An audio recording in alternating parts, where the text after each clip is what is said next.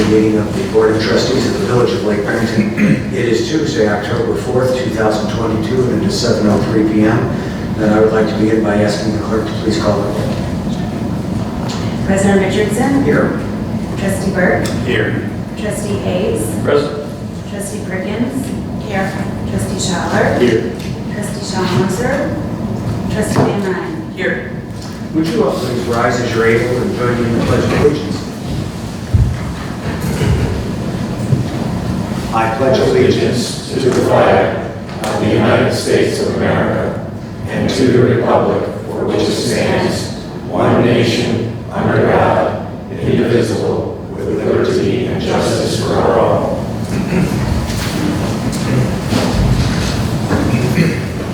Agenda item 4 this evening is approval of the minutes from our meeting on September 6th, last month. Are there questions as to the draft minutes for the clerk, corrections or edits? There being none, Chair would like a motion to approve agenda item 4A, minutes of the Board of Trustees meeting September 6, 2022. May I have a motion, please? So moved. By Trustee Schaller, may I please have a second? Second. By Trustee Van Ryn, thank you both, and I will ask the clerk to please call the roll. Trustee Schaller? Yes. Sorry. Trustee Schaller? Yes. Trustee Van Ryn? Yes. Trustee Burke? Abstain. Trustee Hayes? Abstain. Trustee Perkins? Yes. President Richardson? Yes, thank you. Chair would like to consent that the record remain open for a period of 5 business days for any necessary technical and conforming amendments without objections. So ordered. Agenda item 5, President's Rank. We've got a few guests here tonight, and then we'll visit with them, and then we'll move to the public comment section of the agenda, which follows. I see my colleague from Baycott, Mayor Sokola from Barrington Hills. Would you like to come up and visit with us? We have a new microphone system. There So, we go. yeah, you push down the button Oh. and just push it. There, you're all set. Thank you. We need this at Barrington Hills, it's fancy. Well, because Richardson and the Board of Trustees, I just want to, on behalf of the Barrington Lions Club, want to personally thank you for giving us the opportunity to have our Fall Fest a couple weeks back. We got rained on, we had some colder weather, but it was definitely a learning experience and we had a lot of fun.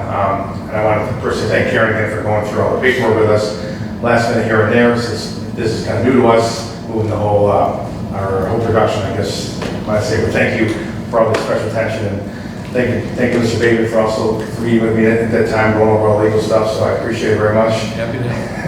But I just want to say thank you on behalf of the Barrington Lions Club for all your help and support. Thank you very much. Well, Brian, there's no doubt that without your help, this would have not materialized, and I commend you for your service, not only to your own community, but the larger region in which it is we live, and we're very grateful for that. I turned 65 this year, and so I am getting more wistfully philosophical. And I look at the great institutions of American life, and I think of the Lions Club, the Kiwanis Club, the Rotary as fundamental, almost a Norman Rockwell flag-like reverence. I don't think a community can be a community without strong civil organizations that support charity and families. So we are always open to helping the Lions Club with events, and we're especially grateful when they're in the hands of capable friends and colleagues who are also neighbors. I appreciate it very much. Hopefully we see you guys next year. And I want to thank Andrew Wilson for giving us his property, and the neighboring people who gave us all permission to fund public like that. And again, hope everything was okay. Hope there were no complaints. So I know the music ended early on Saturday because we got rain. We got rained on, so hopefully it wasn't too bad of a neighborhood disturbance. For the benefit of those who might watch this later on closed circuit or on YouTube, tell us about some of the other things the club is working on. We do a lot of sight and sound, so we offer a lot of scholarships to all the children in the Barrington 220 area.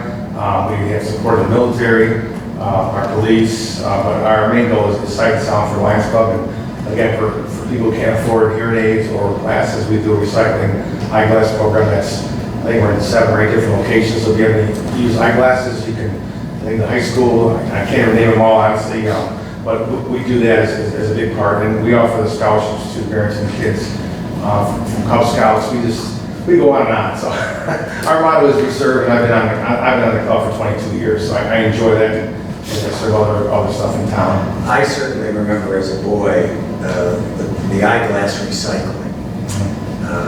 And my mother would always give us her old Walgreens cheaters that had worn out to take to have somebody refurbish them and therefore use again. Yes. So you have great brand resonance with me, and I think with all of us up here. There's also, I was at a U.S. Conference of Mayors meeting in Reno in June. And I'm always quick to point out for the record, I attend those meetings not at village expense, but at my own. And I sat through a panel about youth violence and protecting at-risk children.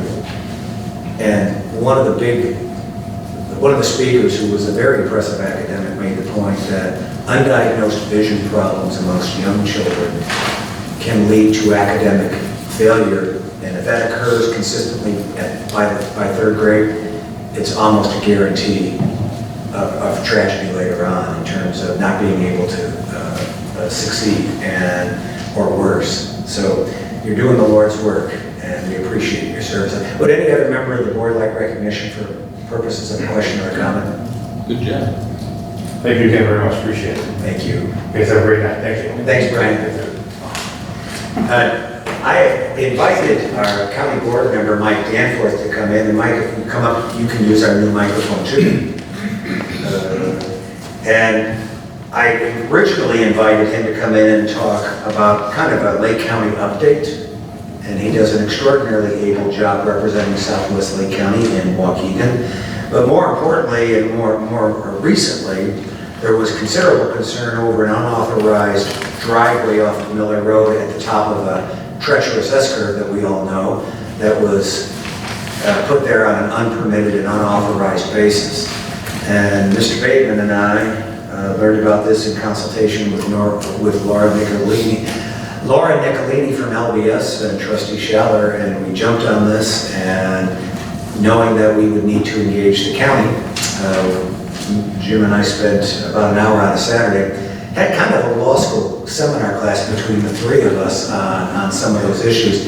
And I want to say that never has an elected official been more responsive on a local issue than you were on that Miller Road unauthorized driveway issue. And we're especially grateful, because that was a tragedy waiting to occur, and we're grateful for that. So Mike, as always, welcome. Any updates you have on what's going on in the county would be welcome. Well, thank you, Mayor Richardson, and on behalf of the Lake County Board and the Board of Trustees. You got to hit your button for sound. It is more sophisticated than Barrington Hills. Almost everything is. But on behalf of the Lake County Board, Mayor, I bring you greetings to yourself and to the Board of Trustees. Thank you for having me here tonight, and I appreciate the accolades. But the truth be told, Mayor, it was actually you, I think, that spearheaded what needed to be done on this project, and between yourself and I think Village Attorney Bateman, I think that the two of you were able to wrangle this cat pretty well on your own. I was happy to assist. I think that you foresaw a potential of a great tragedy on that S-curve over there at Lake Barrington Shores. I grew up in Lake Barrington Shores. That curve has always, since I was back in 1978 as a 15-year-old, I remember how bad that curve was. And the fact that somebody was actually trying to utilize the curb cut to come out onto Miller Road was just a catastrophe waiting for a place to happen. And Mayor, I thank you for bringing it to my attention, but I thank you more for reaching out to Lake Dot and being able to take your position and get the barricades up that needed to be put up and the lighting that needed to be put up. And I really thank you for that. Thank you again for Well, to your point, our colleagues at Lake Dot, I sent a note to Shane Schneider, who was the director, but the administrator here, Ms. Dalton Lang, had worked with Becky Dukert at Lake Dot on this, and they were very much on the case. And what I was so pleased with in terms of your reaction is, on the off chance that someone would try to do something the hard way, we would need even more aggressive county action. The Lake Dot staff, Betsy, was spectacular. And I wanted to make sure that you were fully engaged. And it isn't often people choose to spend an hour with me under any circumstances, but especially on a Saturday afternoon during college football season. So I was most impressed. Mr. Bateman gets paid to do that. So we're just grateful, Mike, for you. Tell us a few questions, and I'll go around and see if trustees have questions about things in the county, but I'll start off. What kind of financial shape is the county in, and are you happy with how the markets are treating the county's bond rating and things like that, the things that taxpayers worry about? Well, we just finished an audit. I sit on the county finance committee as well as the law and judicial committee, and in reviewing what we have going on in the county, and we still maintain our AAA bond rating, which is good. We've just get ready to issue some bonds for the building of our 911 center. We just issued $30 million of bonds to build that. And that was a real important, I think, spend for us, because this is going to be a hardened, state-of-the-art facility in which when you make a 911 call, instead of being rerouted from here, there, and everywhere, it's actually going to be consolidated, and we're actually going to do... Where will the facility be located? It's going to be at our facilities over in Libertyville. Off of Winchester Road. Yeah, so we're excited about that. It's going to take a few years to get it planned and built, but I think it's a long time coming. Yeah. As far as what else is going on in the county, obviously, this is I call it the silly season. And when I get done here, because of the silly season, I'll have to run out to another event. But yeah, no, I think that big issues for, county residents right now are, of course, they're always the property taxes, and it's always difficult to explain to county residents that, the county board and the county forest preserve, which I sit as a commissioner on as well, is just a very small portion. Together we make up about 9% of your tax bill. So when you look at schools making up 60% of your tax bill, I always tell people, I'd love to help you, and let's go talk to the school board, because that's where those arguments really have to be made. But we've been able to maintain a flat levy for the past 3 years. I would be hopeful that we could do it again this year.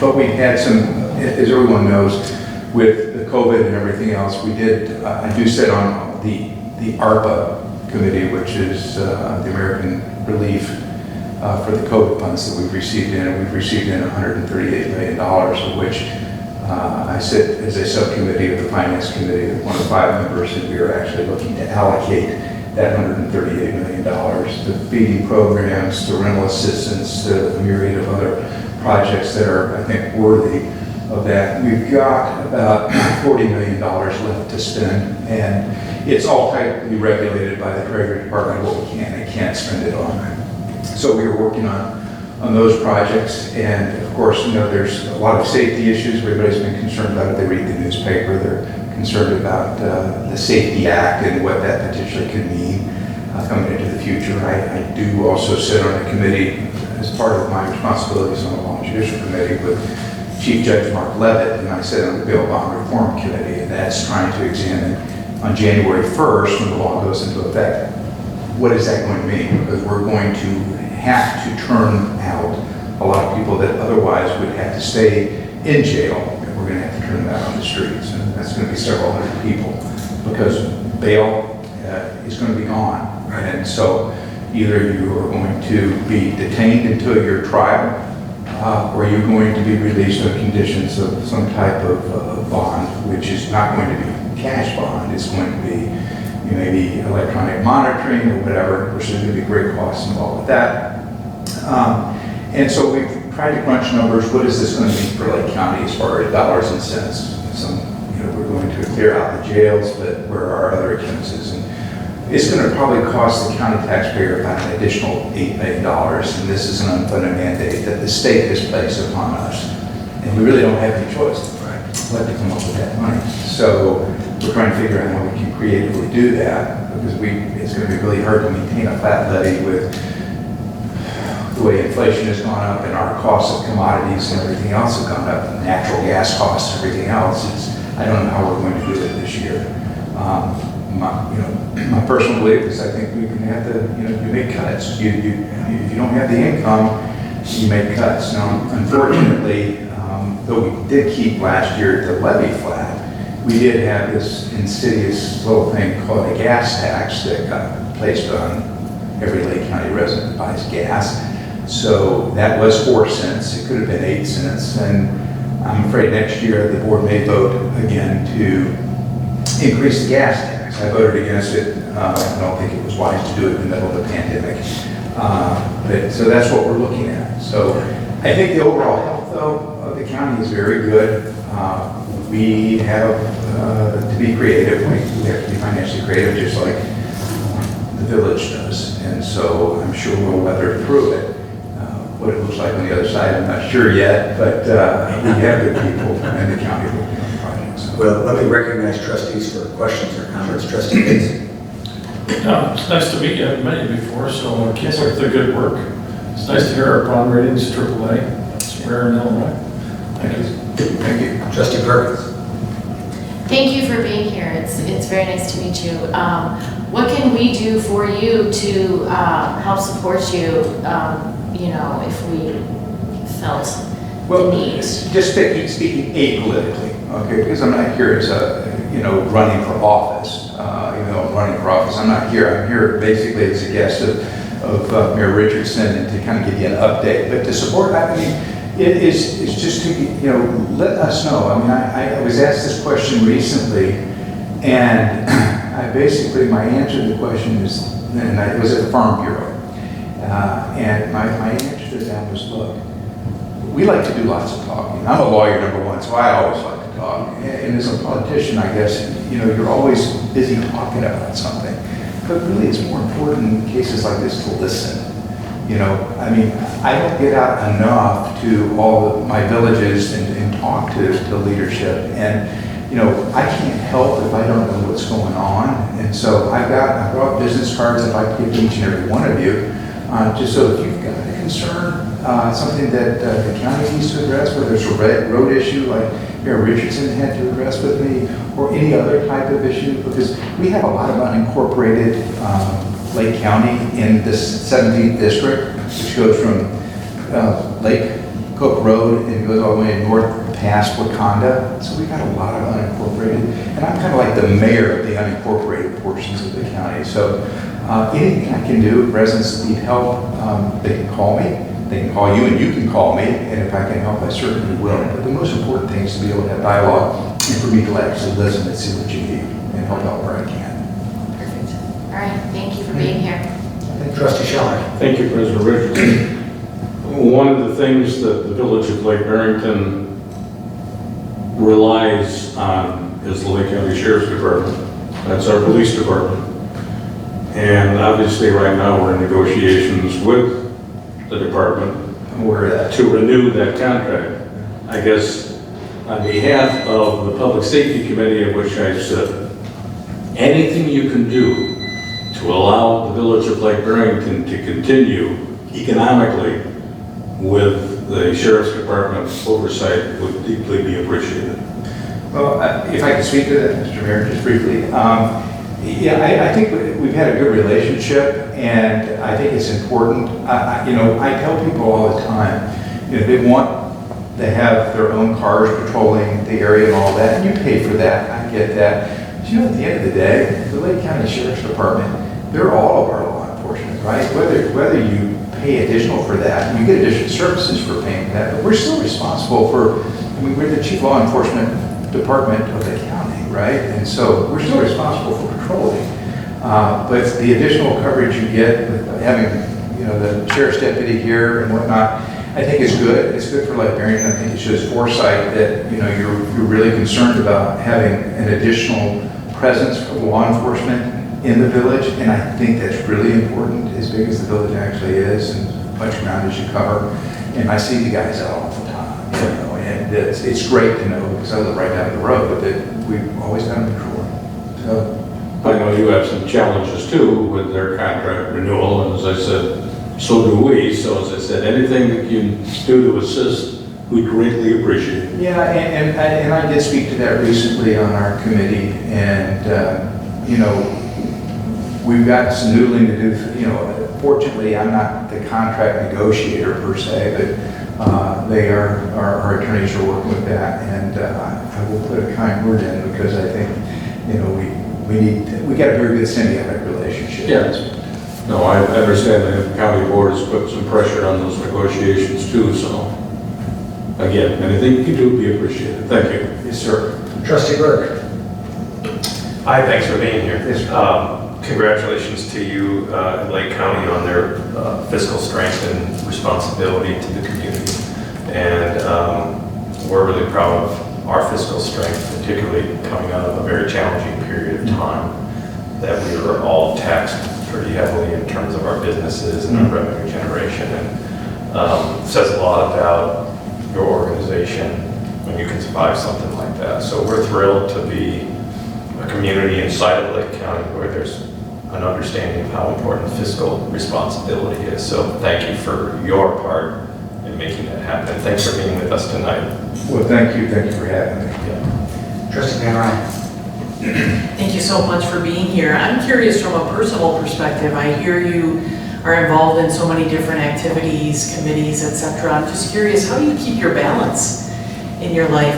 If wellness is so important to all of us, I'm just curious, how do you keep yourself well and balanced in your life? Well, I've got a great wife and family, so I think that really helps. And I've got a great church, and I grew up in this area since the time I was 15, and know lots of people, and that helps. And between the county board and my private law practice, we do stay busy, and Mayor Richardson can attest to that fact. But I told my wife, as long as we're going to stay in Lake County, we're going to try to make a difference, right? We're going to fight the good fight as long as we're here. And I've got to live in this community. I've got to make a living in this community. I've got to raise a family in this community. And so it's just really important that we do this together. We're doing life together, right? And we've got actually more that we have in common than divide us. And if we can find that common ground, that really helps, I think, to have a really good, healthy, community. And so anything I can do to help that is what I'm all about. Fantastic. Thank you so much. I'll build on Trustee Perkins and Trustee Van Ryn's point, kind of blend them together on this. And I heard this from a state senator in South Carolina that I know that really fits in this kind of setting. To your point, Susie, what can we do? He said, be a terrific son or daughter to an elderly parent, be a great mom or a dad, be a great husband or a wife. It's harder for husbands. But be a great spouse, be a great neighbor, be a great friend, be an active member of your church, be active in the Lions or other civic organizations. The best way we help you and you help us is we have a strong civil society, because government is a lagging indicator of culture. And we prevail as America because we've always had very strong cultural and civic institutions, and the political system would follow that. And the challenges going forward is how do we stay strong with traditional institutions? So your point, and he talked about how he took sustenance and renewal from doing good deeds. He said it's great to go to Columbia and vote on the Senate floor, but he said it's really good to serve at the homeless kitchen in Columbia. Soup kitchen in Columbia. And so I think both of you raise a point that can be blended pretty nicely to build on your prior comments. The welcome mat is out for you and the coffee's on anytime you want to stop by. I'm grateful. My wife is a pretty seasoned political operative, and she thinks the world of you. So we're very grateful for your friendship and your leadership. Thank you, Mayor. I'm not saying that your wife has good taste, but please. She let you in our house when you rang the doorbell. She didn't let me in half the time. I do remember that. She's a very pleasant lady. Yeah.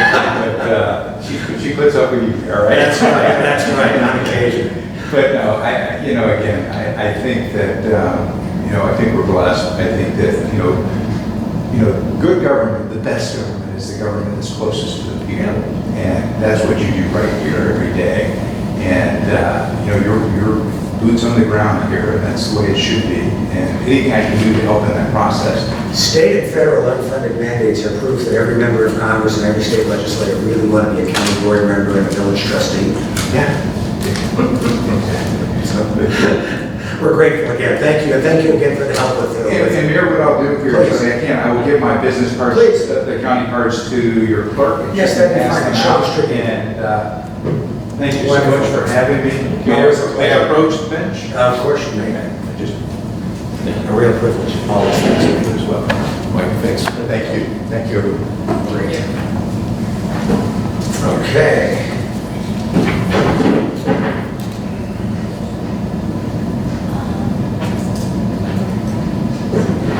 Okay, agenda item 6 is the first. President Richardson, I would like, before we get to the public, I'd like to recognize the representative from the Wakanda Fire Department who was with us. Wonderful. If you'd like to stand up, he's the new assistant chief, I believe. Come on up, Chief, and say hello for a moment. Yeah. Please do. Yeah.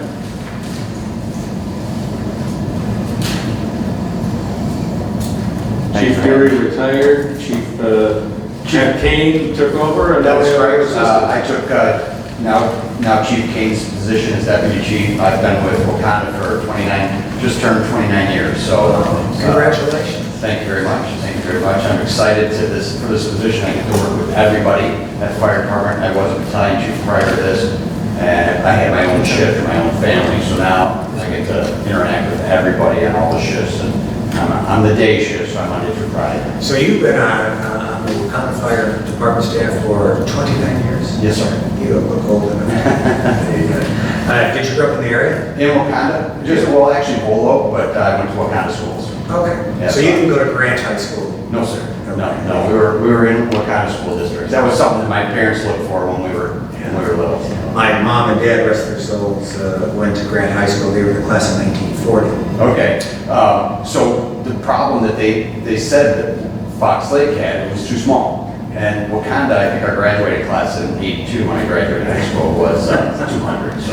What inspired you to go into public safety? It was kind of a weird story. I was kind of jumping around from job to job, and a good friend of mine was with the fire department, and he said, why don't you just try this and do it part-time? And I have a younger brother, who's 10 years younger than me, so I did a lot of babysitting. And he got me started. I did it part-time, and as the rookie, they sent me out to the local Dairy Queen to get some refreshments for everybody.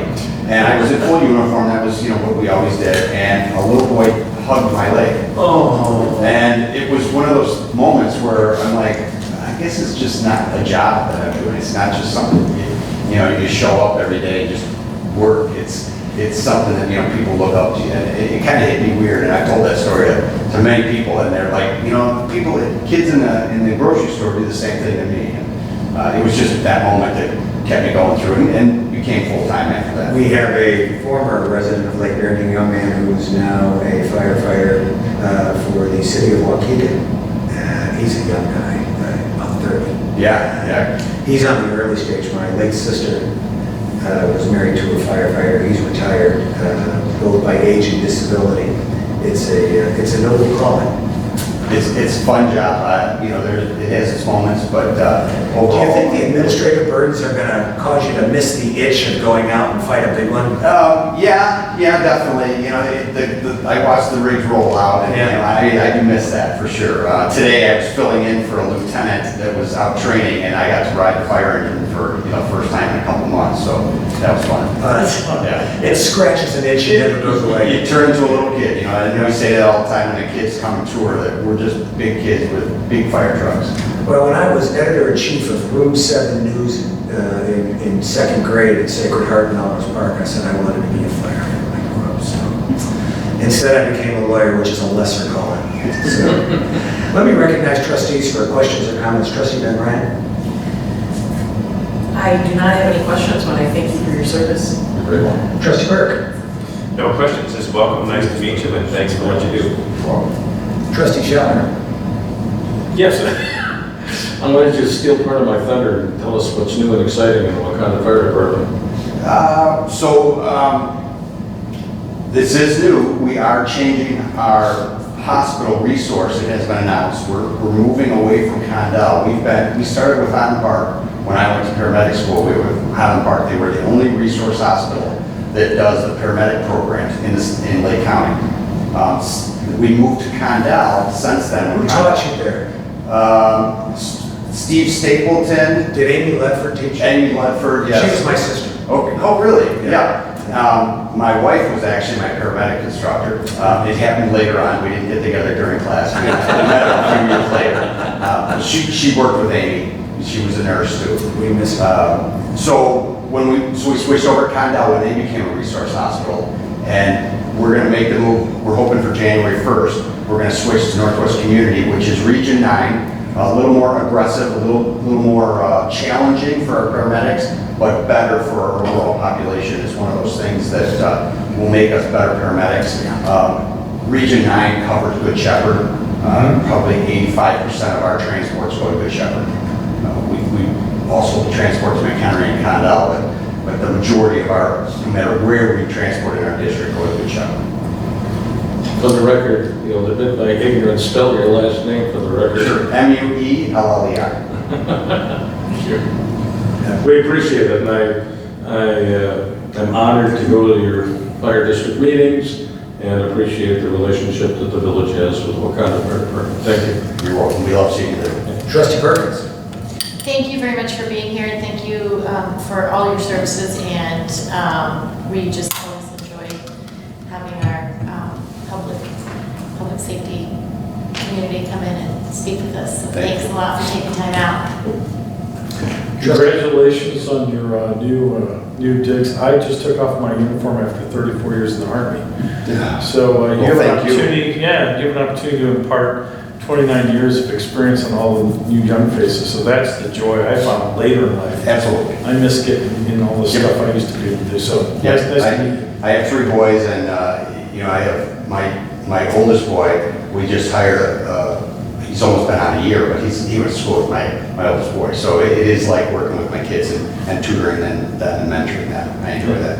One more thing, we do have an open house this Saturday. So any kids, grandkids, please come by. They get to climb in the trucks, see everything. We have displays. We're going to do fire displays, extrication displays. And we'll have goodies for the kids. Well, what time does that start? 10 o'clock, goes from 10 to 2, right at our fire station. And then they're bringing one of the pieces of equipment to the Barrington. Yes, that is correct. We will be We there. appreciate it. Thank you. Thank you very much. Thank you, Chief, and congratulations again. Thank you. Thank you, John. I'm sorry, I didn't want to miss that. I'm glad you called it. We will now move to the agenda item number 6. This is the first opportunity in the agenda for the public to address the board on non-agenda items. And I believe we have a resident who wishes to join. Yes, please. Do you need some help with the microphone pulling it down? I'm just letting them. Okay. We practiced this earlier. Oh, Can you hear me? Yes, ma'am. Okay, excuse me, this is kind of late, so my voice might be weak, so it's good that I have a microphone. I'm here to address, my name is Maureen Wright, by the way, and I'm here to address the letter that I received in the mail about me having a short-term lease in my house. I'm not having a lease in my house. What I do is I am trying to host through Airbnb because I can't find a job anywhere else anyway because I'm disabled. I have MS. If you know what that means. It's multiple sclerosis. Anyhow, so this was really good option for me because it will help me supplement my disability income, and then, I will be able to have more interaction with people too, because I am home a lot. But I want a reasonable accommodation is what it's called. It's legal from the government by United Department of U.S. Department of Housing and Urban Development. It's called a reasonable accommodation, which will allow me to do these hosting and have a guest in my house. But I'm very specific about who I would host for, or my guest would be, if they have to meet certain criteria, like they have to have good reviews. It's not going to be just like anyone. Because I can't do that. I'm a you know, a woman that is unsecured that way because I'm a single woman and also because I'm in a wheelchair, so I need more I can't depend on myself. But anyhow, what a reasonable accommodation is, hold on, let me take these off, I can't read.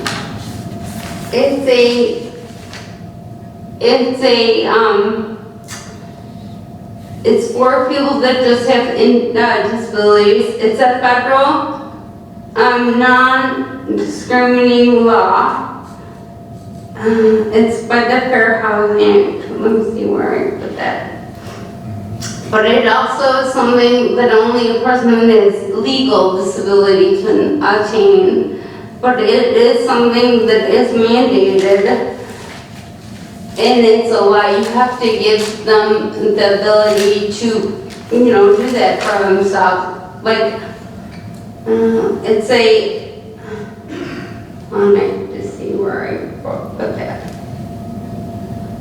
It gives me equal opportunity to use and enjoy the dwelling, including public and common use of space, and to fulfill the obligation program, like my mortgage or homeowner association. But it also, you cannot, it's a change of policy or procedure or, oh, here it is. It is a requirement to make a reasonable accommodation applies to any change that may be necessary to provide an equal opportunity to participate in a federally assisted program or activity. And my loan is an FHA loan. So it's a federal program like mortgage. It includes a change, this is what a reasonable accommodation is. It's a change and adaptation to a policy, program, service, facility, or workplace to allow a person with a qualified person with a disability to participate fully in any program. And then also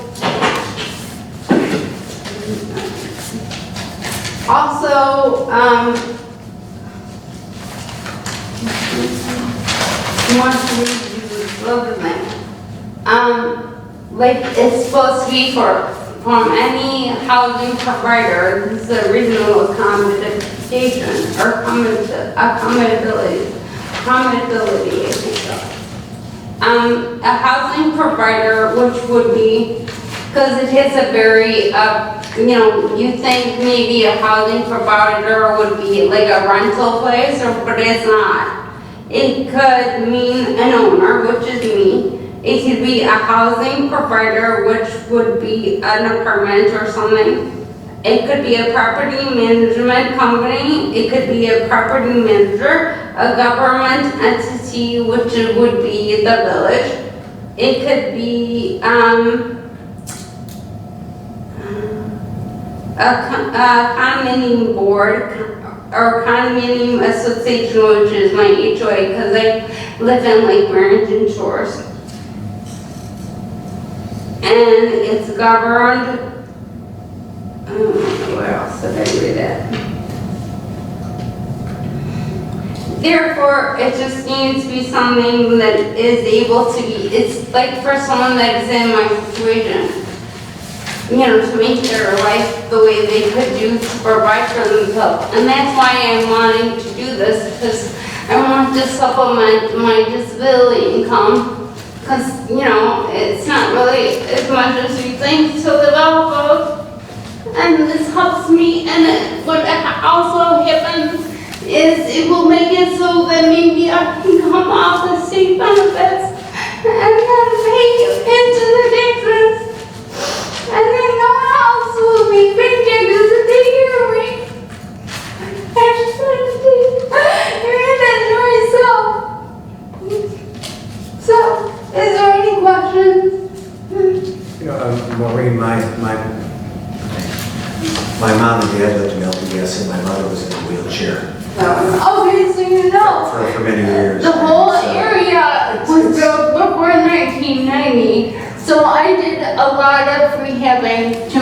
has split my house to make it so it's more adaptable to me, because they're like, it's just a ranch style house on a slab, but it's really like I managed to make it so I can have it more adaptable to me, because they were built before 1990. So go ahead, I'm sorry. Oh, no, not at all. What we typically ask people to do on this is to submit your request for relief in writing, because, for example, this is not an item that's on the agenda, so we can take no action tonight because there's no standing agenda item. We are happy to consider resident requests for relief. We can't give you... What do you mean relief? Well, it's the exception, as I understand you, and that's why it's so important for you to give us your proposal in writing, if you can, please. That would be our strong preference. I wrote something to the HOA initially, asking, and like telling me what I want to do. I guess I wasn't asking permission, because I think they probably should do that anyway. I just wanted to let them know. I'm trying to share with you because everybody has a chance to make their case here. Okay. Everybody has their chance to make their case Okay. here. We can't take action tonight, as I said, because we can only vote on the agenda items that have been put before public notice for 72 hours. Right. Or 48 hours. 48 hours. So we certainly would be happy to receive your formal request, or written request for whatever it is you'd How do like I us to put that consider. on? Just send a letter or send an email to Ms. Dalton Lang. You can address it to the village board and to me, and we will work with staff. I know the staff has done preliminary work. We're very, very careful not to judge things without getting the formal proposal. Right, okay. We like to make decisions based on So something it's not like a form that they have to It's not a fill out? form, It particularly, could just be a letter would be fine. And what would it have to say, you think? Oh, I think you just state your case and what it is you're seeking, what it is you'd like the village to consider doing. That way, we're not responding to an unknown or to a undefined thing. So we can receive that when you're able to get it to us and consider it at an appropriate public forum. That's provided with notice in advance. It's very hard in these situations because, nobody wants to be unfeeling about these things. We have statutes, we have ordinances. I understand And that. so we will try to balance what we can. I do know that Lake Barrington had, this thing happened before they said they couldn't do that, the Airbnb thing, because they had a lot of people that rented out their houses. Well, this is not a house, this is a room in my guest room in my house, so I'm there all the time. And I used to be a hairstylist, so I'm used to different people, and I like the communication and the camaraderie. Well, we appreciate you coming in and sharing your concerns. Everybody gets a fair shake in this room. And sometimes, I've been in this job a long time, Maureen, and sometimes they love me and sometimes they express severe displeasure with me. But everybody gets an honest, fair shake based on the merits. If you will kind of submit in writing to us what you're interested in, we can then consider it. And on the basis of what you put, we lawyers, and I'm trained as well, talk about the four corners of a document. Right. I can't consider something over here. I can only consider something that's in here. I am. So that's why we don't like to make decisions and Right, I prescribed by know, law. I'm saying that. You have to research your own stuff too. Well, we just want to be sure we're fair, and there's an application of the law, and there are processes to make sure that you get your opportunity as you're taking tonight to voice your concerns, and let us know what they are. Okay. So in this letter that I put in there, Taylor, it's not supposed to state anything like this is what the government says or this. Maureen, I don't want to coach you on what you should put in the letter. All I can say is, give us what you think you want the village to do and why you think it's a good idea. And then we apply it against our ordinances to see if there's a fit and a match. Okay, So can't tell if it's going to fit until I know what it is. okay, I just lost all my COVID weight, so I'm talking about wearing new clothing, and I can't tell anymore if it's going to fit or not. okay, So thank you very much for coming in, okay. and we look forward to hearing from you further. All right, thank you. Thank you very for your much. time. Nice to meet you in person. Thank you.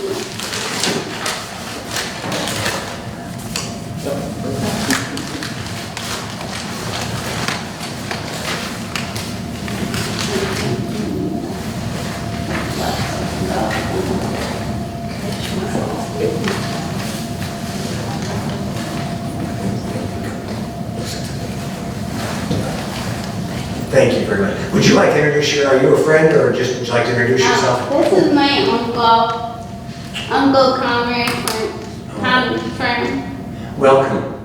Thank you. Thank you very much. Thank you.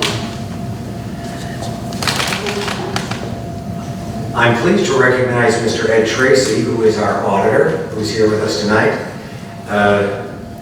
Like our village treasurer, Mrs. Hirsch, you are trained in a discipline that the Lord gave me absolutely no ability to understand. And so I count on talented people like you and our treasurer to protect me from myself on this, because God gave me some talent, but accounting and finance was not among them. So welcome, we're glad to hear your reports, and we'll take this out of order from the regular agenda so you can get home. Oh, okay. Well, thank you for that. Just to introduce myself, my name is Ed Tracy. I'm an audit partner with Selden Fox. This is the first year we are working with the Village of Lake Barrington. We certainly appreciate this opportunity. Before I start, I just want to thank Karen and Peggy and Brian for all their assistance during the audit. Being a first year, sometimes you run into some bumps in the road, but they made the process very smooth. Had everything ready to go when we were out here, and so we certainly appreciated that. Able to answer all our questions. So when we do an audit, not only do we provide the audit report, which I believe you have received, but we also take a look at internal controls to see if we, to gain an understanding of those controls. We need to understand those in order to design our audit procedures. We also do that to see if there's if we identify any gaps in those internal controls, any concerns that we have, we would bring those to your attention. We didn't have any of those right now. I feel like your control structure is solid. You have good segregation of duties, especially given the small staff size overall. Using the outside firm of Lauterbach and Amon to assist with the accounting is a positive step in my mind. So we certainly appreciated that. As far as, sometimes we'll go in and make adjustments to your books and records based on our testing performed. We had one small reclassification of a receivable between two accounts, which didn't really affect the bottom line at all. And there was one more adjustment that was provided to us by Peggy during the course of our audit. Certain taxes, their replacement taxes or income tax, those type of things. Sometimes the timing of recognition, you set up a receivable and recognize revenue for some amounts to receive immediately after the end of the year. And so we made that receivable gets adjusted each year based on that subsequent period of that fiscal year. So there was a small adjustment which was provided by management during our audit for that. The audit itself includes two sets of financial statements. There's what we call government-wide financial statements and then fund financial statements. Fund financial statements are what you're kind of used to seeing on a regular basis, on a monthly basis, your general fund, your motor fuel tax, fund, open space, water, sewer. Those are your fund financial statements. Government-wide kind of looks at it more on a long-term focus. So we recognize fixed assets or capital assets, as we call them. We recognize a net pension asset or liability, and your installment or your government general obligation bonds is recognized as debt. So these are all recognized as balance sheet items, and then fixed assets are depreciated over time. Whereas in the fund financial statements, when you buy a truck, you expense it. Here we kind of put it on the balance sheet and depreciate over time. So there's two sets of financial statements. So some adjustments need to be made to convert the fund financial statements, which is how your books are kept, to these government-wide financial statements. So we assist with that process as well, and a lot of it comes from information provided by Brian, by Peggy, by Karen. So it's not like we're creating this, we're mostly taking from information we provide, is provided to us. Our independent audit report, so the annual financial report starts with our independent audit report, and it is what we call an unmodified opinion. So it's the highest form of assurance that we can give that the financial statements that follow are fairly presented in accordance with governmental accounting standards. There's also what's called the management discussion and analysis section in the report, and that's just kind of a narrative summary prepared by management. We assist with some of the numbers and all, but it addresses specific topics and specific areas that need to be pointed and addressed there. Just a couple of highlights from the financial statements themselves. Your IMRF, in the past we had what's called net pension liability, so basically the assets on hand at IMRF to pay future benefits were not equal to the expected future benefits. In the last couple of years, the return on IMRF assets has been very strong, and you're now in a position where you're actually at the net pension asset, so you're more than fully funded. So when you think about what percentage funded are we, you were about 103% funded. So what does that mean? It probably means a lower contribution requirements in the near future. They don't, I mean, market swings, doesn't hit all at once, they kind of take it in over 5 years. So I would expect, at least in the near term, possibly some lower contribution percentages. A couple other items of note in the fund financial statements, and these begin on page 9 of the report. You had cash investments at the end of the year. Cash investments at the end of the year were about $4.5 million in the governmental funds, and then there's a little bit in the water and sewer fund as well. That was up, the governmental funds from about, it was up a little over $1 million from the prior year. Driving that increase, some grant money, the ARPA grant money, increased taxes, both sales tax, income taxes, those drove the increase as well. And then just controlled expenses helped to improve the cash investment position as well. I mentioned the ARPA funds. Those are not, the first tranche was received in the fiscal year, but those haven't been recognized as revenue yet. They're included on the balance sheet of what's called unearned revenue because they haven't been applied to expenses as of 4/30/22. So your income statement doesn't reflect that money. It's still sitting on the balance sheet as unearned revenue and cash. And then the funds, as far as the fund's performance this year, the general fund had a positive bottom line of $475,000 and a fund balance of $2.8 million at the end of the year, which is about 80% of your annual expenses. That's a really strong position to be in. Motor fuel tax and had a positive bottom line for the year of $300,000, and then the open space project almost about a break even, as was the water and sewer fund. So overall, it was a very strong year. I think the village is in good position, especially coming out of COVID. You've had sufficient fund balances to take on what comes your way, I guess. And very little in the way of adjustments were needed, so it's an indication that the books are being kept in a good fashion as well. We appreciate this. We take, I have to be careful to speak for myself. Peggy and Brian, prior to that, Debbie and Karen have done such a doggone good job that I almost have developed a guarded sense of entitlement around we're going to get good news from folks like you. And it's a spoiled vulnerability that I'm very sensitive to because this is not a world I'm particularly experienced in. But we're dealing with other people's money. Mm-hmm. And, since you're new to working with us, our reserves policy is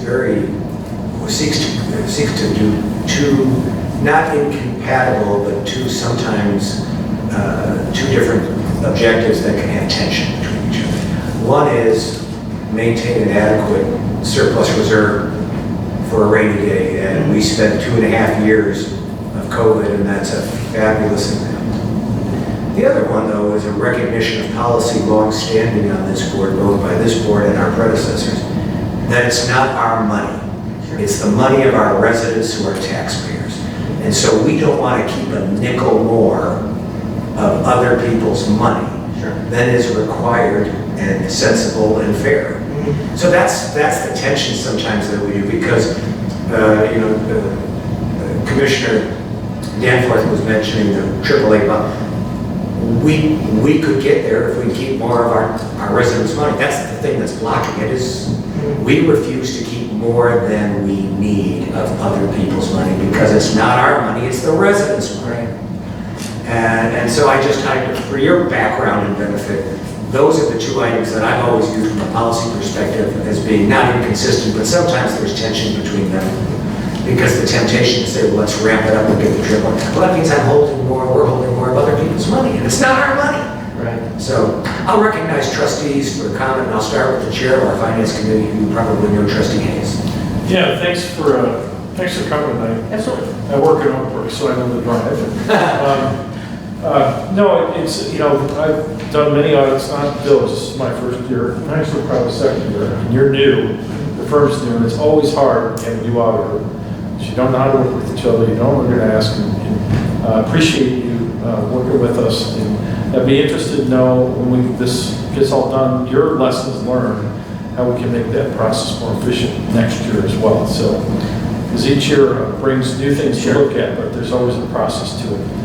Yeah, and I think we certainly should, we'll have conversations with Karen, Penny, in advance of next year to make sure that planning goes smooth.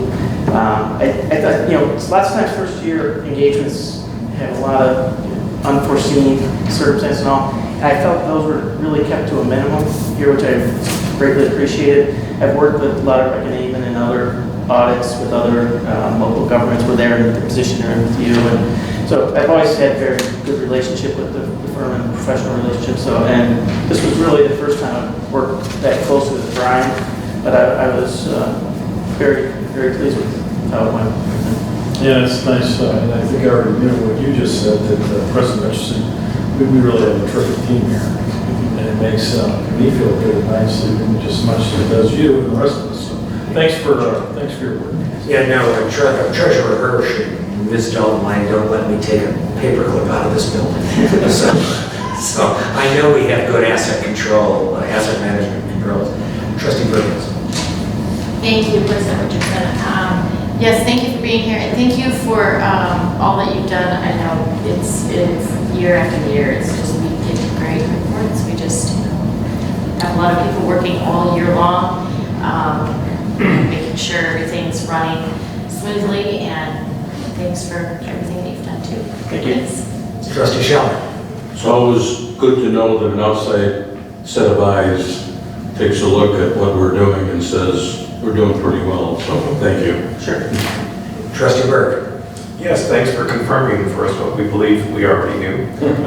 It's nice to meet you, and thanks for taking the journey to come out and spend time with us tonight to do this. So we appreciate your help very much. Thank you. Trustee Van Ryan. Nothing further to add, but thank you for being here this evening and for your partnership. Thank you. And Ms. Dalton, do we need to ask Mr. Tracy to stay any longer? No, we do not. The three most desired words in this building are, "We are adjourned." And so we'll let you get on with your evening. Well, thank you. I appreciate that. Thank you. Thank you again for the opportunity. You're always welcome here. Yes. Thank you, Ed. Thank you much. Before we get into the rest of the agenda, I see a distinguished gentleman sitting in the back. Sir, would you like any recognition for an agenda item or anything tonight? I have just a couple of remarks, if I can. Certainly. That's what the public comment session is for, sir. But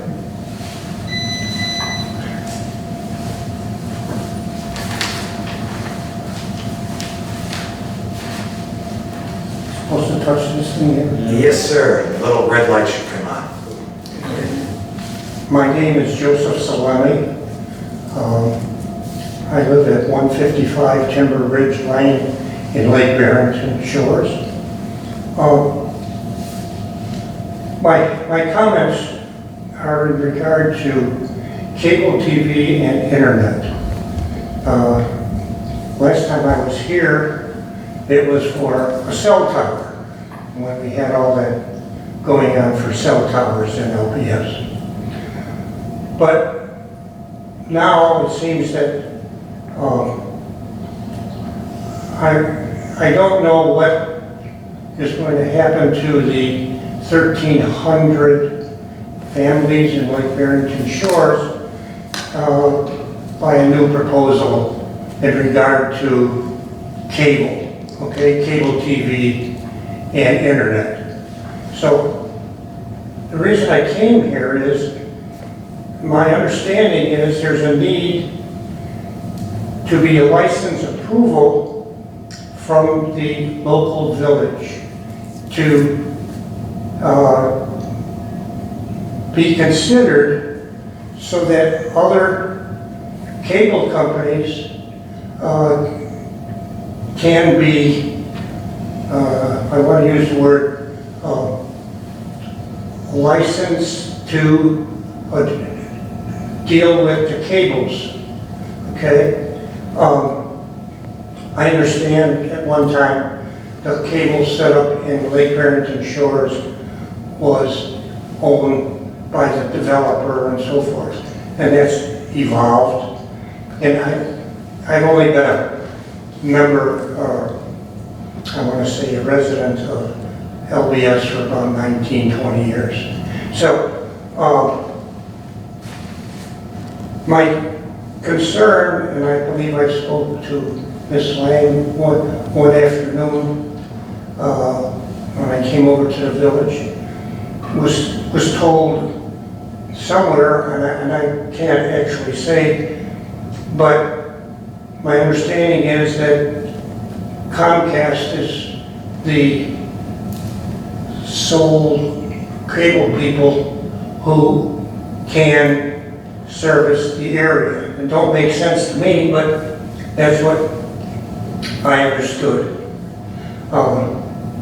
It just seems to be a monopoly instead of having a good thing of competition, because as everyone who might have, we get increases at their will, okay?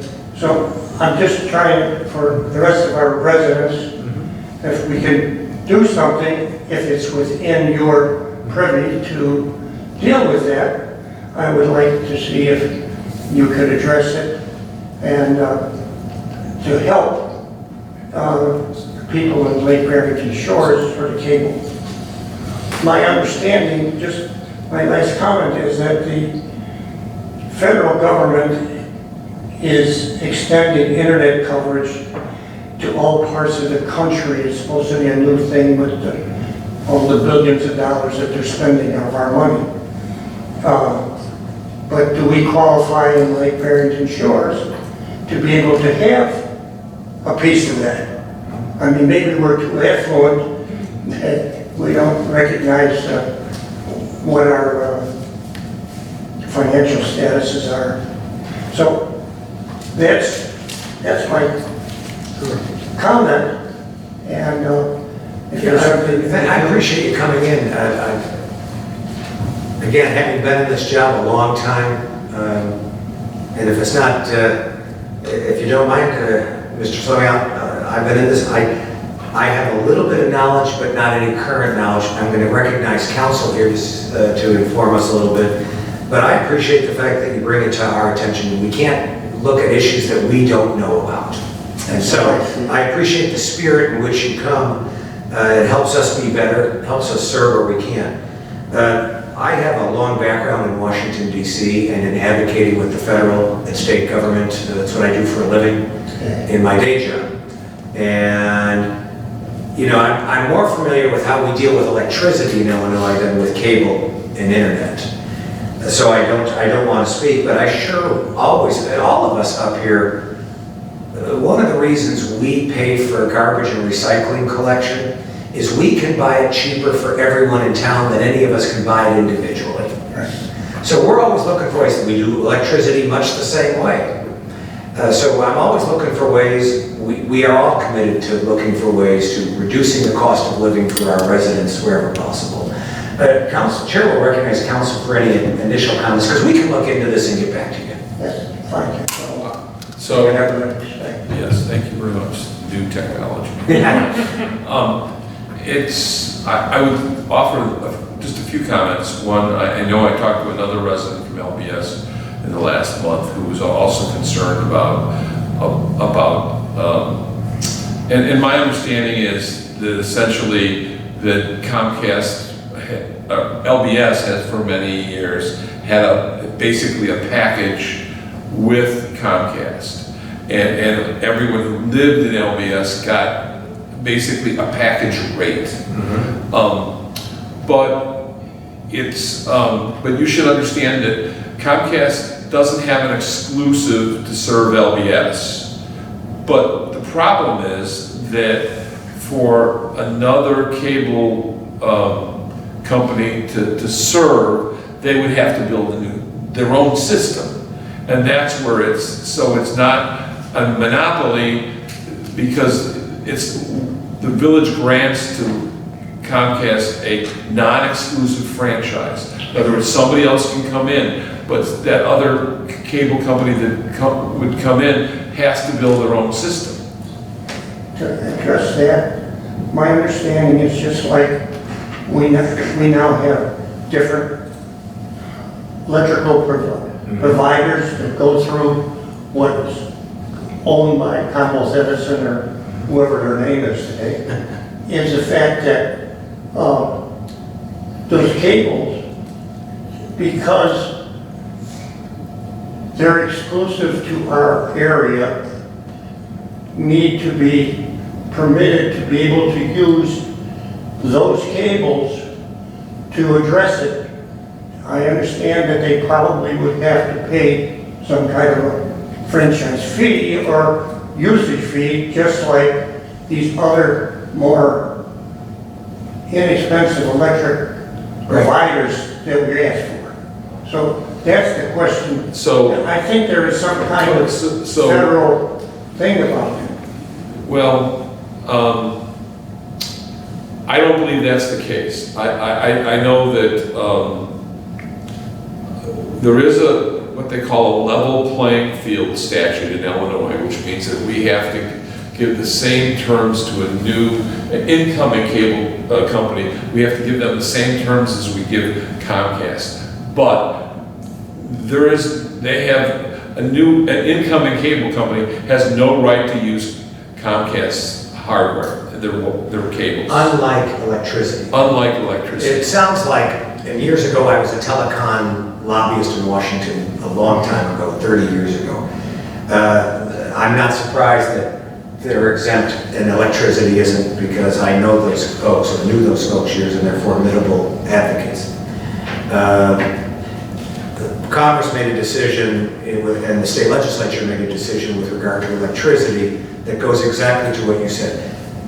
The cable industry has not been made subject to a similar regulatory regime. Correct. And the cable companies are not public utilities. They have an exclusive. Couldn't it be considered that? You could certainly consider it, but Congress and the state legislature have not agreed and dubbed it as such. Right. Fair enough? Yeah, and in fact, our franchise with Comcast says they have a non-exclusive franchise. So somebody else could come in, but that other company that comes in does not have the right to use their system. So that's different. Unlike electricity, who is highly regulated by the Illinois Commerce Commission, and companies that generate or distribute electricity do have the right to use ComEd's distribution system. So it's a different situation. The other thing I would just say, not to take up too much of your time, is that the cable industry has been essentially deregulated by the Telecommunications Act, which now basically provides that municipalities have no right to regulate pricing.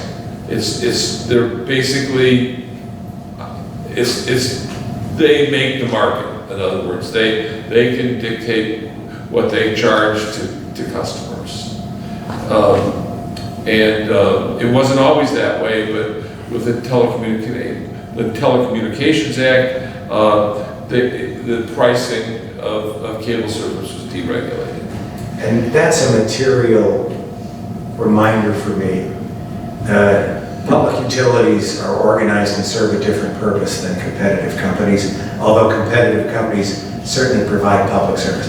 FedEx and UPS are different than the Postal Service. They both deliver parcels, but the regulatory model is different and the competition model is different. I think it's the same thing here. It is. And so electricity is regulated because, like the Postal Service, they're viewed as a universal service national utility, or utilities that serve nationally around different regions in the country. Congress and the states have not yet made a similar determination with regard to cable and internet service. And I know a little bit about that world still, and I'm not optimistic that the satisfaction you would like is going to be immediately forthcoming. After the November elections, it is likely that Lake Barrington Shores will be represented in the U.S. House by Congresswoman Jan Schakowsky of Evanston. She is on the Energy and Commerce Committee in the U.S. House, which has jurisdiction over these issues. And it might be worth your time to write her office requesting her opinions on that. I'll be happy to, if you leave your information with Lisa, I will email it to you. Oh, thank you so much. Oh, no, you're more than welcome. Thanks for coming in. You know, we always warn people, Joe, that if you come in twice, we're going to volunteer you for something. I've done that, it'll be yesterday. Let's put it this way, at 81, I'm not looking to volunteer. My mother, rest her soul, used to say at her age when she was in her 80s, she doesn't even buy green bananas. Well, just to say, I am a graduate of the Grant High School in Farsi. Oh, wonderful. Class of 59. Go Bulldogs. That's right. Go Bulldogs. Yes. God bless, thank you. Thank you, Joe. It's nice when company comes in to visit with us. Busy night. Okay. Since we, in the Committee of the Whole, reviewed some of the matters that are now before us with regard to Agenda Item 7, the consent agenda, Chair would propose to move through this relatively quickly. And so, Agenda Item 7A, amendment to the Building Code residential stair treads. B, Special Use Ordinance 28019 West Industrial Avenue, DNR towing. C, Special Use Ordinance 28034 West Industrial Avenue, Zatec Incorporated. D, 7D, Special Use Ordinance 21966 North Pepper Road, Fox Valley Hot Rods. 7E, Zoning Variation Ordinance 27010 West Lakeview Drive South. Is there any board interest in revisiting any of these matters as discussed in the Committee of the Whole? The Chair would like a motion to approve in block Agenda Items 7A through E as stated in the recommended action of the consent agenda and as per the conversation or discussion by the board in the Committee of the Whole immediately preceding. May I have that motion, please? So, Second. Moved by Trustee Perkins, second by Trustee Hayes. Thank you both. Clerk will please call the roll. Trustee Perkins? yes. Trustee Hayes? Yes. Trustee Berg? Yes. Trustee Schaller? Yes. Trustee Van Ryn? Yes. President Richardson? Yes, thank you. Agenda item 8 is the Treasurer's Report. In lieu or in light of the fact that Mrs. Hirsch is not with us, will the Administrator please? Yeah, so Peggy so kindly, before she went on vacation, wrote out what I should... What you should say. What I should report to everybody, and hoping there's no questions. So go to your financial report, go to the flash report on page 2. It shows us total liabilities in equity and assets at $4.625 million and corresponding liabilities at 1.329 plus equity of 3.29. I'm sorry, I'm a little lost of where this document is. Oh, if you cursor down, it's under item 8A in the agenda. Well, 8B actually. Hold on. 8A is the audit report, the financial report, and 8B is the financial statements. Sorry, Yep. I didn't see it. Yep, Thank yeah. So it's on about page 146 of 245 pages. Yeah, I know. Okay, I got it now. Thank you. So if you go to the second page of that, that's the flash report. Got it. Thank you. Okay. Page one of two. Page 2 of the, Of The circle. oh, in the document 145. Yeah, circle 2, 146, Yeah. whatever. Okay. So revenue for the 4 months, the first quarter in our fiscal year is $1,377,536, and expenses are $922,073, resulting in a net income of $455,463, compared to a net income of $407,073 for last fiscal year at the same point in time. However, to make a good comparison, we need to look at the net income and loss due to regular operations. So the flash report itemizes the one-time planned extraordinary items, which expenses have been covered by either revenue or reserve fund balance.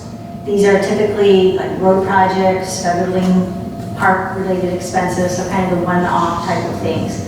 So the section above the bolded line on the flash report shows the total financial numbers, and the section below the line breaks out regular operations and one-time items.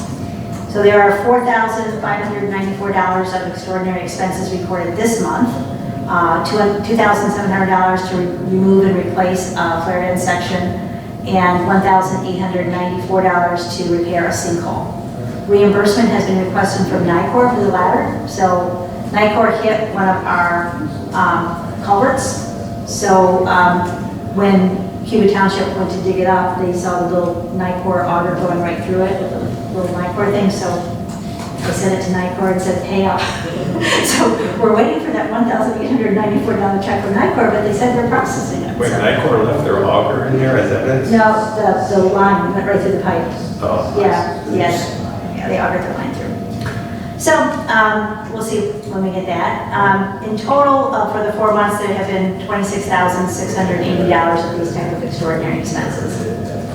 When those amounts are pulled out to determine ordinary income or loss, the flash report below the bolded line shows that in regular operations for the fiscal year, there's net income of $482,143 compared to fiscal year net income from regular operations of $559,054 for about a 16% difference from year over year. And that can just be when we've done road programs and when we paid out things. So as Peggy discussed last month and informed the board, building permit revenue was over $100,000 higher last year at this point in time, at the same point in time, which has been partially offset by slightly higher tax revenues. So it's not a complete $100,000, but we're experiencing fewer building permits now. For the balance sheet, all the cash accounts are in order as all bank statements have been reconciled monthly and reviewed. So forward to page 10 of the report. And let me get there. So that's about page 154 of the packet. Yeah. So that's the general fund. Pages 10 and 11 are the actual to budget report for the general fund for 4 months of the fiscal year. Total revenues are at 34% actual to budget on page 10. And if you go down to page 11, you'll see total expenses are 23% actual to budget. So everything's performing as expected at this point in time of the year. It's still early. On page 12, the motor fuel tax fund has $37,581 in net current assets. This fund is budgeted this year to spend projected FY23 earnings and the bulk of its fund balance for our village road work. That's what we're paying. We're using MFT funds this year for the road work. The income statement on page 15 shows expenses of $726,721 for the first quarter. And this represents approximately 99.5% of the completed road work to be done through the MFT fund this year. So cursor down to page 16 for the water and sewer fund. Page 160. That is showing we have net current assets of approximately $1,822,000, which is calculated by taking the cash as stated on the balance sheet, and then the current receivables less current payables. So you don't see all that numbers on the same thing, but the bottom line is this amount of money we're retaining for future capital expenditures as needed. We have about $90,000 in capital improvements for this fiscal year in the water and sewer. So, Peggy reports the accounts payable warrants have been reviewed and are in order for your approval. Invoices to note on warrant A include the Bank of New York wire transfer for the October payment of principal and interest due on the open space bond. That, if there's no questions, we can go to warrant A. Sit down. Okay. So warrant A was put together a little bit earlier this month, so that Peggy could review it before she left. And then warrant B was put together, it was finalized today, and I reviewed it as well as Brian Peggy. So as Peggy said, the bigger expenses or unusual expenses basically have been some working world and then the contract work, which is under the MFT. Yeah, the water and sewer fund is at the bottom of everything. So, and then warrant B, there's nothing unusual on warrant B. We've had some expenses related to corrective asphalt materials. The reclamite application got done, so that bill is on this warrant, which is a $28,650 pay item. And the other large items are Geske and Sons. That's for a partial payment for the remaining punch list work that is being worked on, and we still have about $44,000 left on that work too. That we're holding back until it's satisfactory. With that, that's the end of the report. Are there questions for the administrator? I apologize to Peggy for... I think you did a splendid job, a splendid job. Are there questions for the administrator? There being none, the chair would like a motion to approve and block agenda items 8A through D. A, approve and accept the audited financial statements for the fiscal year ending April 30, 2022. B, approve the financial statements as of August 31, 2022. C, pay bills in the amount of $360,110.88 as listed on the accounts payable warrant A, dated October 4, 2022. And D, pay bills in the amount of $208,373.54 as listed on the accounts payable warrant B, dated October 4, 2022. May I have a motion to go on? So Second, please. And that was, thank you. Moved by Trustee Burke, seconded by Trustee Hayes. Thank you both, gentlemen. Clerk, please call the roll.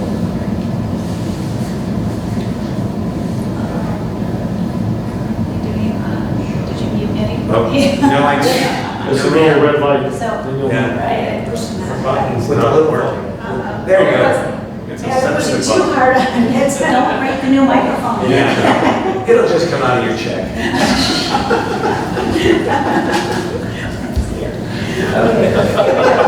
Trustee Burke. Yes. Trustee Hayes. Yes. Trustee Perkins. Turn yours off. Too many. Oh, too many Jimmy, hot turn mics. yours off. I'm sorry. Take out turn yours on. Oh, yeah. Oh, Yeah. It regulates how many we went up. you didn't break. That's how you want it, if you just turn on a few of them. Okay. So Trustee Perkins. Oh, yes, yes. Trustee Shallow. Yes. Trustee Van Ryn. Yes. President Richardson. With all the laughter for the purpose of the video and posterity, it was moved by Trustee Burke, seconded by Trustee Hayes, and all trustees pursuant to the roll call voted in the affirmative. President Richardson, your mic is off. My voice has never had a problem carrying, but I am pleased to have that corrected. Okay, agenda item 9, administrators report. Sure. At the committee of the whole, I mentioned the ITIP application, but what I wanted to do is to thank publicly. I sent out requests for support letters, which are often needed. The added ground comes when you're submitting a grant application. And so I wanted to thank all of our stakeholders that I reached out to, and that was the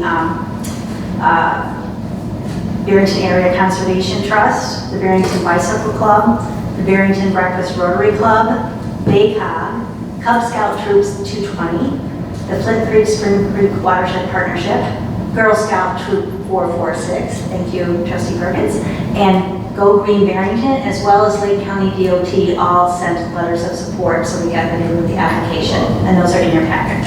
So, the other thing is, I just wanted to let you know I'll be attending a timely presentation tomorrow afternoon on inflation, what is happening, what to expect, and how inflation influences the cost of municipal services. That's being put on by the ILCMA Metro Managers Group, which I'm on that board. So I'm attending that. Hopefully we'll learn something good. Perfect, thank you. Questions for the administrator? Agenda item 10 is the clerk's report.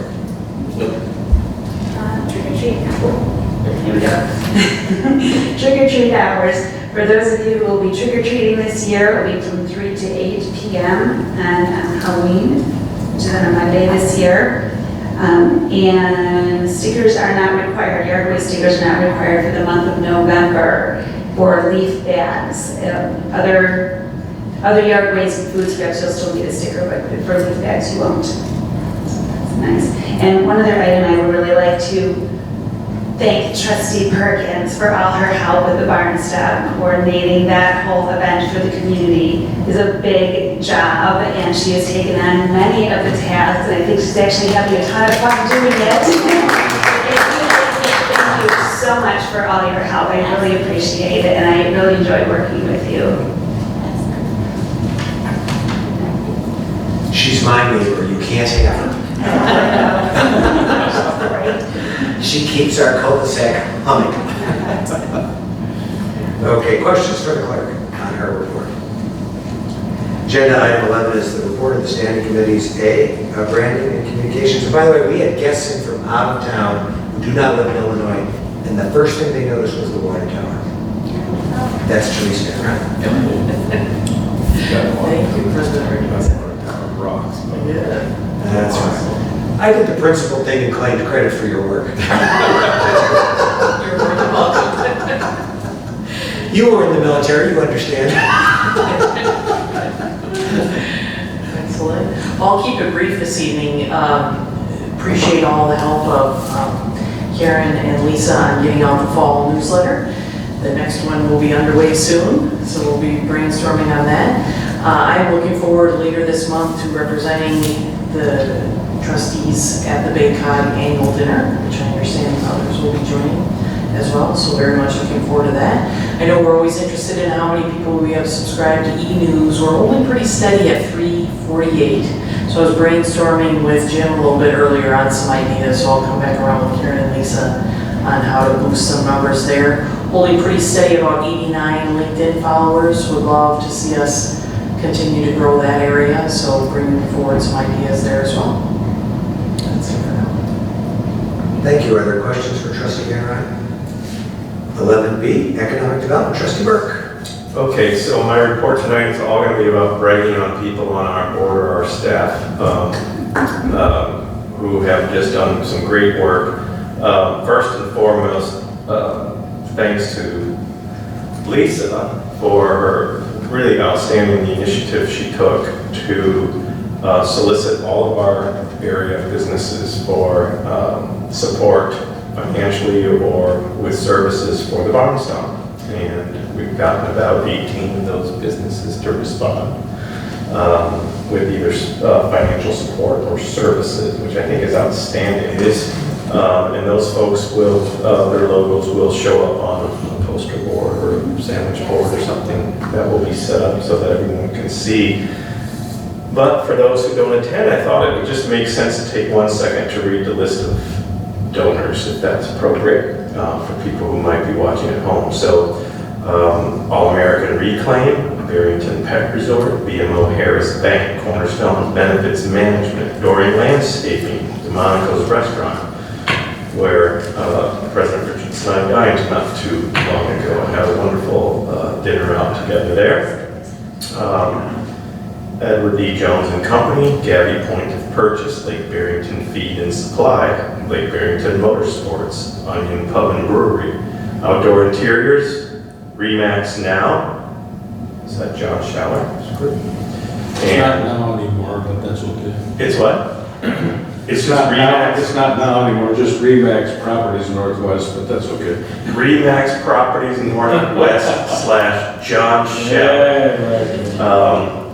Our friends at Swiss Automation and our great friends at Tree Time Classic. So thanks to all of them, and thanks to Lisa for initiating and doing all the work to get that done. So that's really outstanding. Secondly, bragging on our administrator, Karen Dalton Lang, who with the upcoming Pepper Park Fest or Pepper Fest, one of our local businesses, the Selectionaire on Pepper Road, had emailed Karen and said, hey, we're thinking about this, and it's my understanding in the past that you all have participated in some way. And from that point on, Karen just said, okay, let's get together, let's talk about it, what do you need, and let's get it done. And as she said, there were a lot of emails that I never saw. Then all of a sudden, I fell off the email trail because nobody wanted me, because I was a boat anchor in that whole discussion. And I came back around today and said, did we ever get that done? She said, yes, they have everything they want, everything they need. So thank you, Karen, for just, it's a little thing, but to our businesses and to what they're doing, for us to respond that way is what I think we here up on the dais expect, and I think it's what our business partners expect. So thank you for being so responsive to that. Last and certainly not least, our treasurer,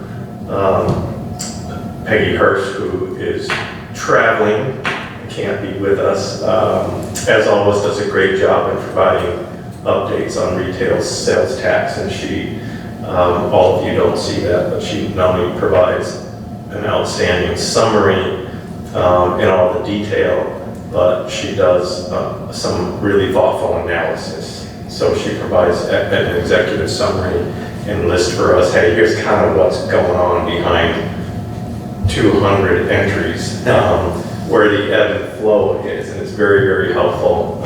Trustee Hayes and I receive that from her typically every month, and so before she left, she provided updates through July.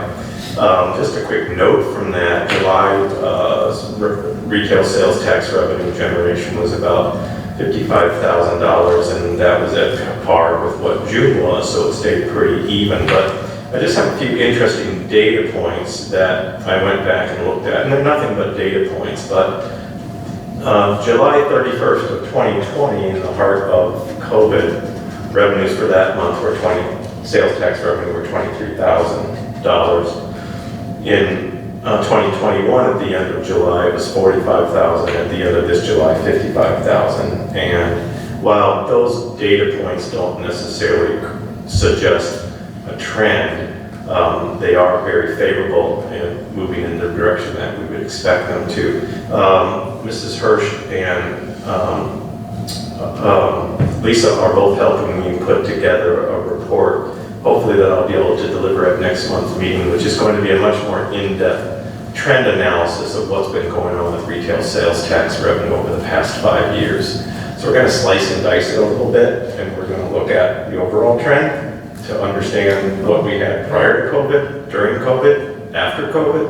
And we're going to kind of look at it by sector too. So we're going to try to carve out like our restaurant businesses, our clothing, we're going to try to find some categories that would make sense to people, and make some nice charts and do a more in-depth report, because frankly I'm really kind of curious as to what it looks like, and I don't think any of us really have a good sense of all those auto-related businesses. And all those auto-related businesses, and sort of what do they add up to, and what have the trends been. So that's a work in progress, hopefully next month, if not a month after that.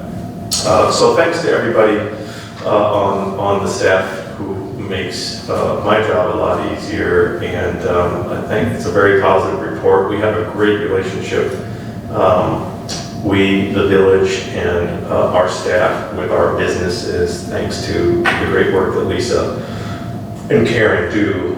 As I said, that makes my job really easy, so appreciate that very much. That's my report. Questions for Trustee Burke? Thank you. External relations, just 4 quick items. One is with regard to our efforts to see if we can secure federal funding to finance a study of environmental issues related to the Flint Creek watershed and Flint Lake. I am pleased that Senator Durbin is writing a letter to the U.S. Army Corps, and that is particularly important. We've gotten great support from Congressman Sean Casten, Congressman Mike Quigley, our current and future. Lake Barrington split in 2 under the new map that takes effect this November. North of Miller Road, Congresswoman Jan Schakowsky is the likely member. I'm not forecasting the election, but if I look at the numbers, I look at the numbers. And south of Miller Road, it will be Congressman Mike Quigley, she's from Evanston, he's from Chicago. And those lines are drawn to come way out to the suburbs. But we've had great support from Congressman Quigley, where Flint Lake and Flint Creek are heavily located. And then Senator Durbin and Senator Durbin has his staff, led by a gentleman named Greg Bales, have been very, very supportive, and they're moving on this. And Congressman Quigley and Senator Durbin are both appropriators. General Hayes knows what that means. And they're both, and that really means something to a federal agency, so I'm encouraged by that step forward. Secondly, this past month, I got to know our sheriff, John Eidelberg. He was attending a pharmaceutical return event that State Representative Marty McLaughlin was hosting up by his office near Delmonico's in that little plaza. We got to visit. He's a wonderful guy, has a lot of federal law enforcement experience prior to becoming the elected sheriff of Lake County. And I felt sorry for the sheriff, and Lieutenant, you can tell him I felt sorry for him. He was stuck with 2 Irish politicians for about 30 minutes, and you know, that's about as much a plenary indulgence as anybody's going to ever get in this life. So it was great to get to know him, and we had lunch subsequently with each other. Third is the veterans of LBS did a very moving ceremony on September 11th in the morning, and I was pleased to attend that. And then I've been contacted. I don't think I'm going to be able to accept, given travel that I do out of town, but the Lake County Municipal League leadership is interested in me becoming part of the leadership, and I'm doing everything I can to say yes, but I'm not going to lie to them and take a job I can't do. So I'm wrestling with that, but I'll keep you posted on it. It's nice to have them think of Lake Barrington the way that they want our participation in the leadership. So that's my report. 11D, Finance, HR, Administration, Trustee Hayes. I do have something I do want to bring up as an email I received from Karen. The lawnmower competition last month. How cool was that? The second year in a row. Yeah, that was awesome, just to see that. I would have never thought someone would come up with that concept, so I'm sorry I'm off cue here, but that was kind of cool to see the village do something fun like that. I want to echo what Andy said about Peggy. I mean, she's having fun with overseas right now, but she made sure we had our reports before she left. And that just shows how committed she is, and I appreciate that. I also had the benefit this last month to look at her analysis and the staff's analysis of what's going to happen in the next 4 years. I'm interested in learning what you hear at the Inflation Summit. In business, I listen to all kinds of things there, but you know, we were very fortunate, as we all know, fiscally during COVID, and right now we're about 109% of our goal of having 13 months available, so we're over. So back to what President Richardson said, our objective is not to hold on to too much, but what we can see right now is that next year we'll probably be able to keep everything flat, don't increase a levy on the residents here. Next meeting at the Committee of the Whole, Peggy will produce some information for us to analyze, and in November, December, we'll have a chance to take a vote on it. But it's all positive. I mean, quite frankly, I think we're lucky, but at the same time skilled in what happened the last couple of years. So it's nice to know that, albeit, and our friend from Lake County, and I'm sorry, I had just met Michael Danforth talk about them being 9% of our budget. We're only 6% of the tax levy, so we're a small little piece, but a small piece helps people, so that was exciting. So that's the big updates for me for this month. Are there questions? Are there questions for Trustee Hayes. Roads and infrastructure, Trustee Schallmoser is out of the country as well, so Karen, unless you have something to report on for him. Just that the rental night was done and we're wrapping up this year's road program. And we'll be taking a tour in a couple weeks of all the streets. If some of you have been on my pothole tours with me and picking out streets for next year. Terrific, thank you. 11F, Public Safety, Trustee Scheller. Thank you, President Richardson. Lieutenant Kirk, step forward. It's time to give the Lake County Sheriff's Department report. I think things are under control, but you never know. Yes, we don't have any major incidents to report for Lake Barrington in the past month. To anything of note, our patrol divisions continue to do school lockdown drills.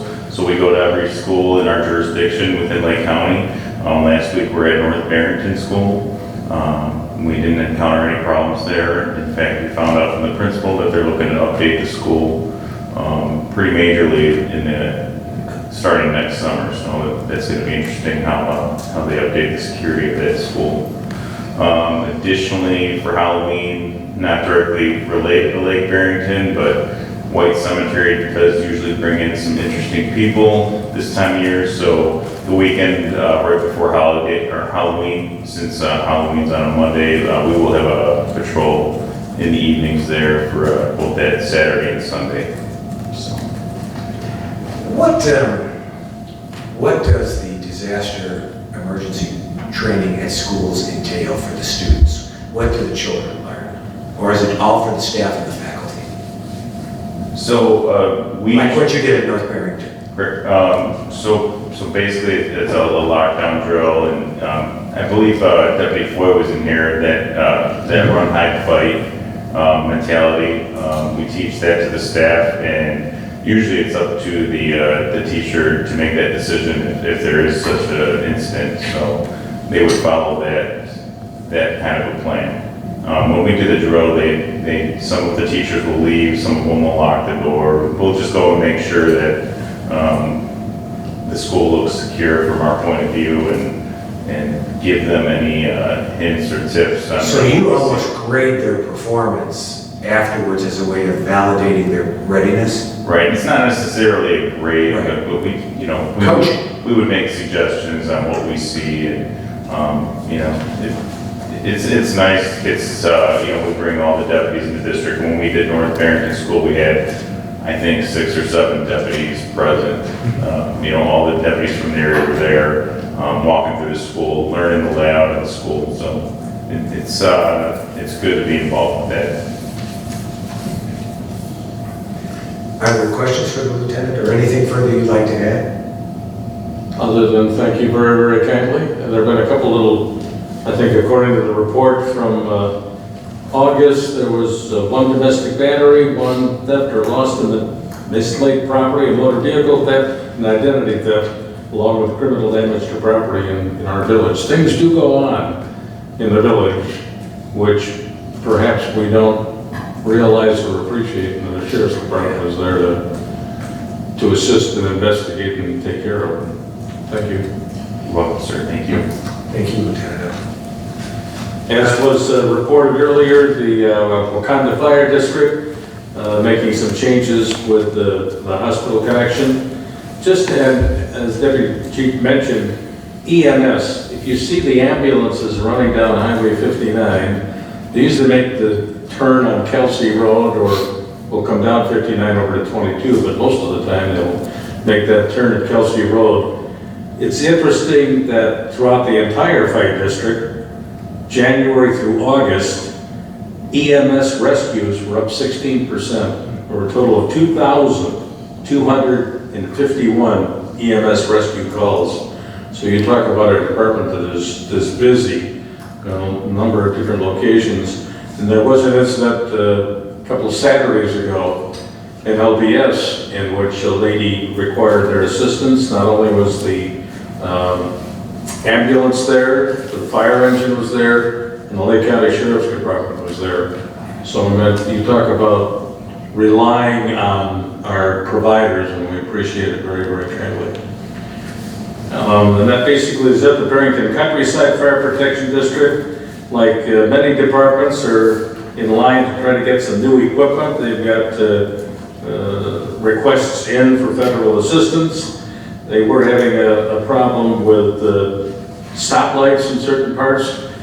But the other thing, and it really isn't in the village of Lake Barrington, but their new fire station number 39 down on Highway 59, if you travel that part of the roadway where the speed limit is 35 miles an hour, they've already had a number of crashes from people that have not stopped in time when the emergency equipment has come out because they're busy doing 50 miles an hour. So just a word of the, you've got a fire station there, you've got a fire station at 176 and up in Wakanda. If those lights are flashing, please slow down.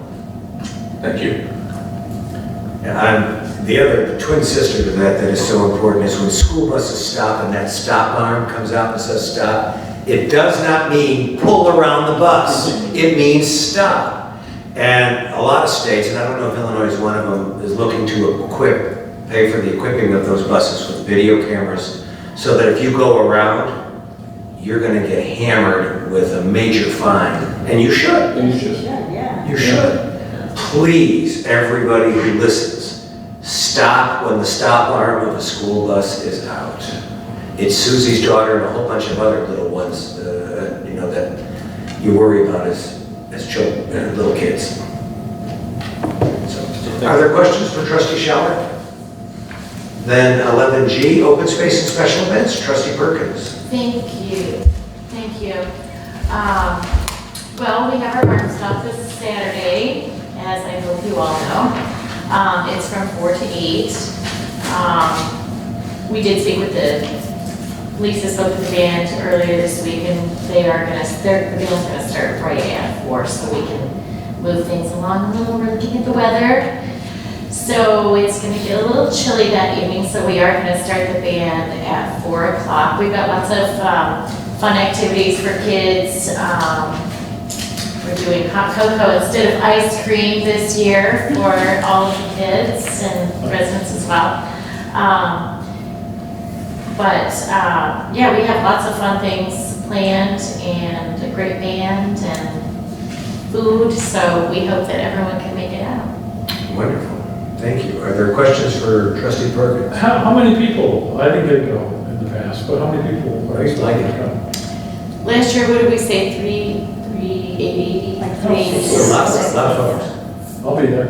Okay, I got a good. bunch of grandkids in tow too. So. Excellent. That's what it's for.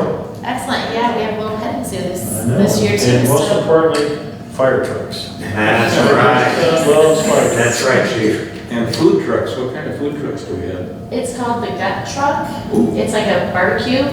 Ooh, It's the same one that was there last year. Okay. fantastic. Further questions for Trustee Perkins? If not, agenda item 12, there is no old business, none under 13 for ordinances. 14, we have some resolutions. A, Illinois Department of Transportation Enhancement Program, ITEP resolution, Snowville Park, Ms. Dalton Lang, if you would please. Sure, this is the ITEP grant submittal that I was talking about earlier in the committee of the whole, and resolutions required by IDOT. Our project's total estimated cost is $305,000, and the village's share is expected to be $85,000 if the ITEP grant is awarded. So it's quite substantial. I was talking to our engineer, and this is a really small ask compared to some of the larger projects that are in larger towns. So he said it might actually have a good chance of getting accepted because sometimes when they shuffle programs around, so what they do every year is like shuffle based on your grade, like when they rate these. So he said sometimes maybe a town has submitted and said they're going to do XYZ project, and then 3 years later, when they go to do it, something else has happened and they don't have the 20% match, so they drop off the list and then they add others. So we'll see if we get on the first round of the list, but he thinks it's got a very good chance. So might as well ask for it. And why don't we also comment for the board on 14B, application for temporary use special events Pepper Park Fest. Sure. J.C. Silverberg, who's the owner of the Selectionaire, she's applied for a temporary use special event permit for Pepper Park Fest This Saturday, October 8th from 12 to 5 p.m. They will close their parking lot. They will have music in the form of a DJ. And the therapy horses from the horse therapy place on Cuba and Hart Road, and some other little activities for the kids. It'll be basically a big sidewalk sale, as they described it to us. The village would be providing the porta potty for their use, and Cuba Township has agreed to come out and bag the no parking signs on the northbound lane for that day, so people can park on one side of Pepper Road for that day. So, and other businesses are taking part by opening on that Saturday, and they're listed on the flyer that's been being distributed as well. Those are the two. Okay, are there questions for the administrator on either resolution? Then that chair would like a motion to approve resolution number 2022-R-16. Thank you. A resolution supporting the submission and execution of an ITEP application and agreement. And B, motion to approve resolution number 2022-R-17. Thank you. Approving the temporary special use special event permit for Pepper Park Fest event. May I have a motion in block? So moved. By trustee Schaller, may I please have a second? Second. By trustee Van Ryn, thank you both. Clerk will please call the roll. Sure. Trustee Schaller? Yes. Trustee Van Ryn? Yes. Trustee Burke? Yes. Trustee Hayes? Yes. Trustee Perkins? Yes. President Richardson? Yes. Agenda item 15, there is no new business. 16, there is no one here to seek recognition to address the board. 17, there is no need for a closed session. 18, there is no other business. Chair would like a motion to adjourn. So moved. By Hayes, seconded by Burke. All those in favor? Aye. Opposed? We are adjourned.